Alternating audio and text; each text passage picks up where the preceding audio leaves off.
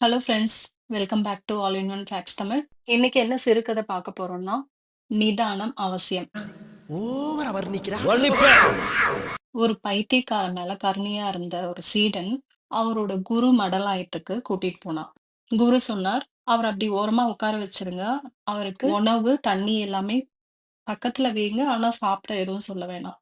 பசிச்சா அவரே சாப்பிடுவார். ஓடியாங்க ஓடியாங்க ஆ, ஓடியாங்க ஓடியாங்க சோறு ஓடாங்க ஓடியாங்க. நீங்க யாரும் கண்டுக்கவும் கூடாது. கத்துனா, கற்களை வீசினா யாருமே கண்டுக்கல. பைத்தியமா இவன்? ரொம்ப நேரம் நல்லா பேசிக்கிட்டான் ஐயா. சீடர்கள் அவங்க வேலைய பார்த்தாங்க. அந்த பைத்தியக்காரனுக்கு எதிர்வினை ஆற்றுவது இல்லாது போனது. அதாவது யாருமே பேசவே இல்ல, ரியாக்டும் பண்ணல. I want more. கொஞ்ச நாள் போச்சு. ஒரு நாள் அமைதியா குருக்கு முன்னாடி வந்து பைத்தியக்காரன், "எனக்கும் தியானம் கத்து தருவீங்களா?" அப்படின்னு கேட்டான். என்ன பொழப்பு இது? நம்ம வாழ்க்கை எதை நோக்கி பயணமா போய்கிட்டு இருக்குன்னே தெரியலையே. இது இன்னும் திபேத்திய புத்த மடலாயத்துல ஃபாலோ பண்ணிட்டு இருக்க சிகிச்சை. அதாவது யாராவது அங்க புத்தி சுவாதீனம் இல்லாதவங்க வந்தாங்க அப்படின்னா, இந்த மாரி ஃபாலோ பண்ணா சீக்கிரமே சரியாயிடுவாங்க.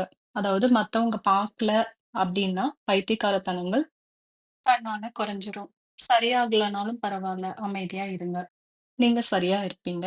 நிதானம் நீளமானது. அதுதான் இந்த கதையோட கருத்து. இந்த 1 மினிட் ஸ்டோரி உங்களுக்கு எல்லாருக்கும் பிடிச்சிருக்கும்னு நம்புறேன். மீண்டும் அடுத்த ஸ்டோரியோட இல்ல அடுத்த தகவலோட சந்திக்கலாம். தேங்க்ஸ் ஃபார் வாட்சிங். Keep supporting me. Take care. By.